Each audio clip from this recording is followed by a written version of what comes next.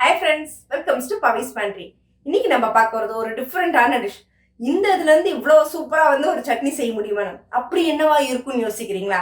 இப்பதான் என்னோட சேனல் நீங்க ஃபர்ஸ்ட் டைம் பாக்குறதா இருந்தா என்னோட சேனல் சப்ஸ்கிரைப் பண்ணிக்கோங்க. பக்கத்துல இருக்க பெல் ஐக்கானும் கிளிக் பண்ணிக்கோ. அப்பதான் இந்த மாதிரி குக்கிங் வீடியோஸை நீங்க மிஸ் பண்ணாம பாக்கிறதுக்கு.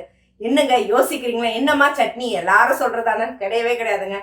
மெயினா கொல்லுல இந்த மாதிரி ஒரு துவையல்னா சொல்லணும் இதை.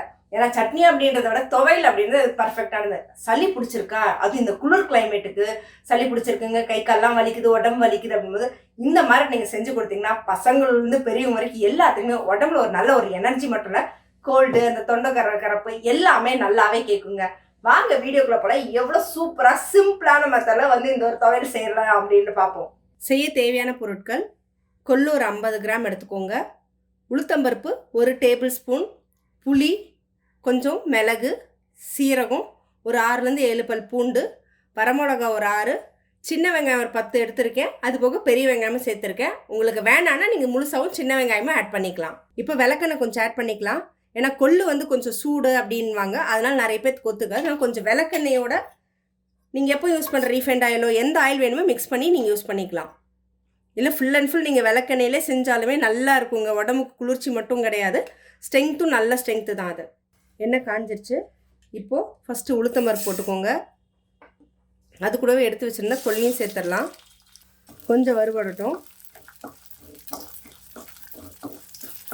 நான் உளுத்தம்பருப்பு சேர்த்து செஞ்சுருக்கேன். இல்லை உளுத்தம்பருப்பு வேணாம், கொள்ளு மட்டுமே வேணும்னாலும் நீங்கள் தாராளமாக கொள்ளு மட்டும் கூட நீங்கள் போட்டு செய்யலாங்க, சூப்பராகவே இருக்கும். மெயினாக இந்த சளி பிடிச்சவங்களுக்கு, குளிர்காலத்துக்கு, இந்த மாதிரி கை காலெலாம் வலி இருக்குது அப்படின்னும் போது இந்த மாதிரி நீங்கள் துவையலோ செஞ்சு சாப்பிட்ணும் அப்படின்னீங்கன்னா நிஜமாகவே சளிக்கெல்லாம் நல்லா கேட்குங்க.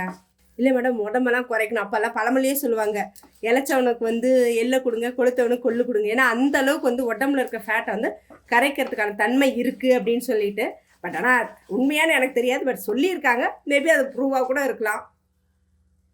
இப்போது இந்த ஸ்டேஜில் நம்ம எடுத்து வச்சுருக்க வெங்காயத்தை ஆட் பண்ணிடுவோம். வெங்காயம், பூண்டு, வரமிளகா எல்லாத்தையுமே இது கூட ஆட் பண்ணிடலாம். மோஸ்ட்லி இதுக்கு தேங்காய் ஆட் பண்ணாதீங்க. தேங்காய் ஆட் பண்ணால் ஒரு மாதிரி நார்மல் சட்னி அந்த மாதிரி போயிடும். இது சுட சுட சாதத்துக்கு நீங்கள் போட்டு அப்படியே பிசைஞ்சு சாப்பிட்டீங்கன்னா நல்லா சளி பிடிச்சிருக்கும் போது சூப்பராக இருக்குங்க சாப்பிட்றதுக்கு. இல்லை உங்ககிட்ட விளக்கெண்ணெய், இந்த ஆமணக்கு எண்ணெய் இல்லை மேடம் அப்படின்னா நீங்கள் நார்மல் எண்ணெயை யூஸ் பண்ணிக்கலாம். ஒரு சிலருக்கு அது சேராது அப்படின்வாங்க. இல்லை அப்படின்னா நீங்கள் நார்மல் எண்ணெய் யூஸ் பண்ணுறீங்களோ அதிலே நீங்கள் வணக்கிக்கோங்க. நல்லா வணங்கணும், அப்படியே நிறம் மாறி வரணும் ஃபுல்லாக. இதெல்லாமே இதுக்கு தக்காளியோ தேங்காவோ ஆட் பண்ணாதீங்க. ஆட் பண்ணால் டேஸ்ட் நல்லா இருக்காது, ஒரு மாதிரி சல்லுன்னு இருக்கும். தக்காளி போட்டிங்கன்னா அந்த தக்காளியோட ஃப்ளேவர் தான் இருக்கும். முழுக்க இந்த மாதிரி கொள்ளு வெங்காயம் மட்டும் இது பண்ணாலும் சூப்பராக இருக்கும். நிறைய பேர் வேக வச்சு இந்த மாதிரி துவையல் அரைக்கிறதும் செய்வாங்க, அது ஒரு மெத்தட். அதை செய்கிறப்ப கண்டிப்பாக அந்த மெத்தடையும் நான் கண்டிப்பாக போட்டு விட்றேன் உங்களுக்கு. இது வாரத்துக்கு 2 தடவை நீங்கள் எடுத்துக்கிட்டீங்கனாலும் உங்களுக்கு சளி பிடிக்காது. அந்த ஊழ சதை அந்த மாதிரிலாம் நின்னா கரையும் அப்படின்வாங்க. ஸோ இந்த மாதிரி சாப்பிட்டிங்கன்னா அதெல்லாம் கொஞ்சம் நல்லாவே இருக்கும், உடம்புக்கும் நல்லா ஸ்ட்ரென்த்து கொடுக்குங்க. இப்போ நல்லா வறுபட்டுகிட்டே இருக்குது. இந்த ஸ்டேஜில் நான் கொஞ்சமாக கருவேப்பிலை ஆட் பண்ணுறேன். அது உங்களுக்கு ஆப்ஷனல், வேண்டாம் அப்படின்னு விருப்பப்படுறவங்க நீங்கள் இன்க்ளூட் பண்ண தேவையில்லை. ஏன்னா கருவேப்பிலையை தனியாக போட்டால் நம்ம ஆளுங்க எடுத்து வெளியில் போட்டுடுவாங்க.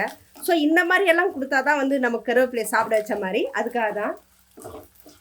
ஆனால் கருவேப்பிலை சாப்பிட்றது முடிக்கு நல்லா வளர்ச்சி, கருப்பாக வளரும், முடி நல்லா நீளமாக அடர்த்தி ஆகும் அப்படின்வாங்க. ஸோ இந்த மாதிரி கொடுத்தீங்கன்னா பசங்களும் சாப்பிட்ட மாதிரி இருக்கும், நமக்கும் ஹெல்த் வைஸ் கருவேப்பிலை இன்டேக் எடுத்த மாதிரி இருக்கும். எவ்வளோதான் பொடியாக நறுக்குனாலும் எடுத்து வெளியில் வச்சிடறாங்க.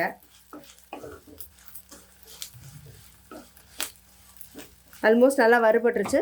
சின்ன வெங்காயம் நல்லா வதங்கினா ஓகே. கொள்ளும் நல்லா வறுபட்டுருச்சு. உங்களுக்கு அது வறுக்கும் போதே வாசனை சூப்பராக வருது. ஒரு 5 நிமிஷம் இருக்கட்டும். கொஞ்சம் ஹை ஃப்ளேம் வச்சு நல்லா வறுத்துருங்க, கருகிடக்கூடாது. நல்லா வறுபட்டுருச்சு. ஸ்டவ் ஆஃப் பண்ணிவிடுங்க. ஒரு 10 நிமிஷம் அப்படியே விட்டுடுங்க, நல்லா ஆறட்டும். ஆறுனதுக்கப்புறம் நல்லா இந்த எண்ணெயை வடிச்சிட்டு நீங்கள் எடுத்து அரைச்சிட்டிங்கன்னா போதும். மறுபடியும் தாளிக்கிறதுக்கு இந்த எண்ணெயை தாளித்து நம்ம யூஸ் பண்ணிக்கலாம்.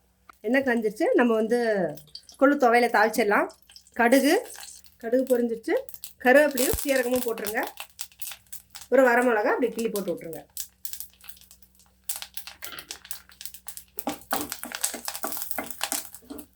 கொள்ளு துவையில நம்ம கொட்டிடலாம். இப்போது அரைச்சதில் இது கொட்டிடும். எந்த காரணம் கொண்டு இதை அதில் கொட்டி கணக்கிடாதீங்க. ஏன்னா வந்து டேஸ்ட்டே மாறிடும். எப்போ துவையல் அரைச்சாலுமே இந்த மாதிரி கொட்டி கடைசியாக இறக்கிடுங்க. ஏன்னா அதில் கொட்டி கிளறினீங்கன்னா மறுபடியும் இதாகிடும். ஸோ நம்மளுடைய சுவையான கொள்ளு துவையல் ரெடி ஆயிடுச்சுங்க.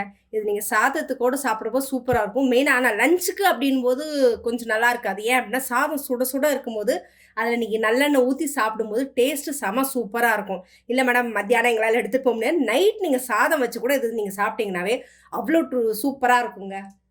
இந்த வீடியோ உங்களுக்கு பிடிச்சிருந்ததுனாக்கா உங்கள் ஃப்ரெண்ட்ஸுக்கு ஷேர் பண்ணுங்கள். அதே திரும்ப இந்த மாதிரி சமைக்கவே தெரியாது, ஃபஸ்ட் டைம் தான் செய்கிறோன்னா இந்த மாதிரி நாங்கள் சின்ன சின்னதாக போடுற இந்த மாதிரி நீங்கள் டிஷ்ஷஸை ட்ரை பண்ணிங்கனாவே நீங்கள் சமையலை வந்து டிஃப்ரெண்ட்டாக ட்ரை பண்ணுறீங்கன்னு சொல்லிட்டு செம்ம சூப்பராக இருக்குங்க.